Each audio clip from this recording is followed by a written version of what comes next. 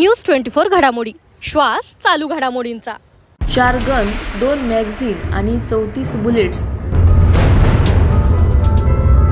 नगर शहरात मोठा कट थांबवला। एवढा मोठा शस्त्रसाठा एकाच गाडीत, नगर शहरात थरकाप उडवणारा उलगडा। अहिल्यानगर शहरात आज दुपारी एक स्फोटक घटना उघडकीस आली। लाल रंगाच्या स्विफ्ट गाडीमध्ये बसलेले 2 इसम, एक नजर शांत, दुसरी सावध, पण पोलिसांचं लक्ष काही चुकलं नाही। गुप्त बातमीदाराच्या माहितीवरून क्लेरा ब्रूस हायस्कूल ग्राउंड परिसरात पोलीस उपनिरीक्षक कृष्णकुमार सेदवाड यांच्या नेतृत्वाखाली सुरू झालेली ही कारवाई होती सर्जिकल। गाडीच्या झडतीदरम्यान पोलिसांनी जे पाहिलं त्याने काही क्षणांसाठी सगळ्यांचा श्वास रोखला। 4 भरलेली पिस्तुलं, 2 मॅगझीन, तब्बल 34 जिवंत काडतुसं आणि मोबाईलमधील गूढ संवाद। गाडीतील दोघे रोहन गाडे आणि नवनाथ डेने पुण्याचे रहिवासी, पण आज ते पुण्याहून नव्हते आले, तर कुणाच्या ऑर्डरवर, कुणासाठी हा शस्त्रसाठा घेऊन निघाले होते आणि कोण होतं त्यांचं टार्गेट। पोलिसांची ही कारवाई केवळ गाडी नाही तर एक गेम प्लॅन उद्ध्वस्त करण्यास कारणीभूत ठरली असं स्पष्ट होतंय। त्यांच्या विरुद्ध भारतीय शस्त्र अधिनियमानुसार कोतवाली पोलिसांनी गुन्हा दाखल केला असून पुढील चौकशीत अनेक मोठ्या नावांचा पर्दाफाश होण्याची शक्यता वर्तवली जात आहे।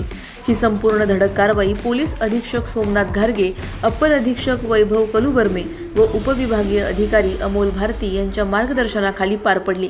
कोतवाली पोलिसांचा गुन्हे शोध पथक सध्या कनेक्शनच्या धाग्यांवर काम करत आहे। आज साधारणतः 4 वाजताच्या दरम्यान कोतवाली पोलीस ठाण्याचे प्रभारी अधिकारी श्री दराडे आणि त्यांच्या टीमला एक माहिती मिळाली आणि त्या माहितीच्या आधारावरती क्लेरा ब्रूस ग्राउंड या ठिकाणी एक लाल रंगाची स्विफ्ट गाडी जी आहे ती ट्रॅक केली। त्या गाडीमध्ये 2 गुन्हेगार जे आहेत ते मिळाले। त्या 2 गुन्हेगारांच्याकडं 4 वेपन्स मिळालेले आहेत। त्यांच्याकडे 34 राऊंड्स आणि 2 एक्स्ट्रा मॅगझीन मिळालेले आहेत।